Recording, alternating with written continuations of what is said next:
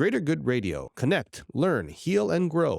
If we talk about education, because you're a Punahou trustee as well, Yeah. right? Yep. You're looking at it from the perspective of someone who sees the macro view of pretty much Hawaii and then in one of the larger companies. So you're saying the biggest issue in our organization, one of the biggest issues is the lack of the people skills, the human skills, and so on.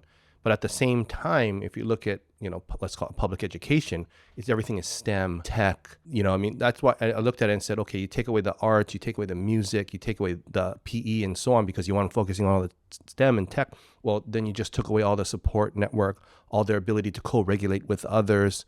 And then we wonder why young people have, a lot of anxiety and issues around that. So Right. what's the deal? What's your you see things macro plus you have kids. So what's your thoughts on that? It's a challenge, and I don't envy Keith Hayashi by any stretch of the imagination. I mean, that is an incredibly tough job, and there's a lot of bureaucracy attached to the system. And yeah, it's an awesome challenge, right? But you're right. I mean, I think we have a minimum standards issue that we want to get to. I think perhaps we've made some progress there.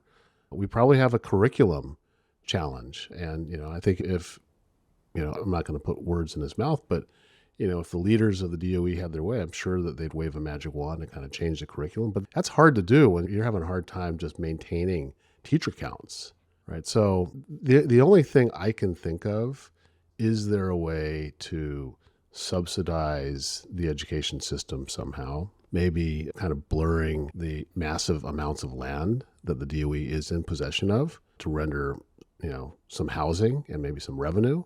The ability to refresh those schools is a thought. I don't know. I mean, I don't know exactly how that plays out. I think kind of maybe a refreshed idea around what is it that we want our kids to be good at? That's exactly what I was moving toward. Yeah. Which is regardless of the constraints, like you as the CEO of Bank of Hawaii and been in that organization for that long, what would be the classes or the skills that you would like to see developed in there that are not being developed by the time they get to you? Well, yeah, I take a step back, and I suspect that if we were to ask 100 parents from the school system, what do you want for your kids? You'd get probably 90 different answers, right? So not a lot of crossover. So then I think it falls upon leadership, policymakers, to kind of decide, where is Hawaii's future? What sorts of industry, what sorts of businesses, what sorts of industrial verticals make sense? What do kids want? What do kids want to be learning right now? And kind of push the curriculum in that direction. If you resonate with Greater Good Radio, please join our community at www.greatergoodradio.com, where you can get access to exclusive content and offerings. Hope to see you soon.